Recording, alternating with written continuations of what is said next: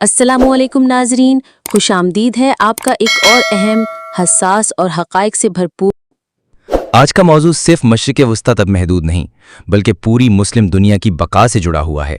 سوال بڑا سادہ ہے، ایران اور اسرائیل کی جنگ میں پاکستان کا کردار کیا ہوگا؟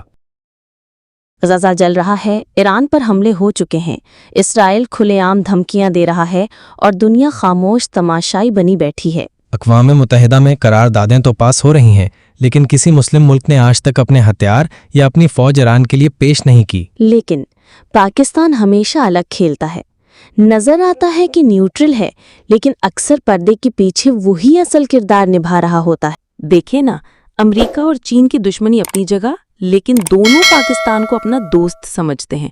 روس، جسے ہم نے سوویت دور میں توڑا، آج یہاں سرمایہ کاری کر رہا ہے۔ پاکستان کا کمال یہی ہے، ہر ایک سے ہاتھ ملاتا ہے لیکن ہر ہاتھ کو دوست نہیں سمجھتا۔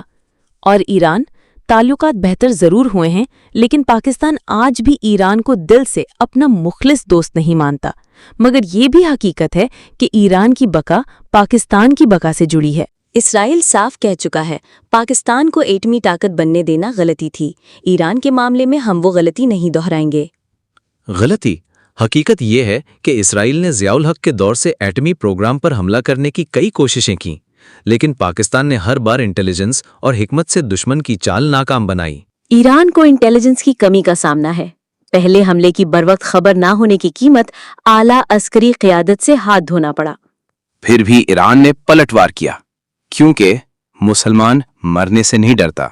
قیادت کھو دے پھر بھی صف بندی میں کمی نہیں آتی۔ دوسری طرف نیتن یاہو جیسے لیڈر حملہ کرواتے ہیں اور خود یورپ جا چھپتے ہیں، اور ہمارے جرنیل اگلی صفوں میں شہادت کی تلاش میں۔ اللہ مسلمانوں کی حفاظت فرمائے اور ہمیں وہ حکمت دے جو دشمنوں کی چالوں کو وقت سے پہلے سمجھنے کی طاقت رکھتی۔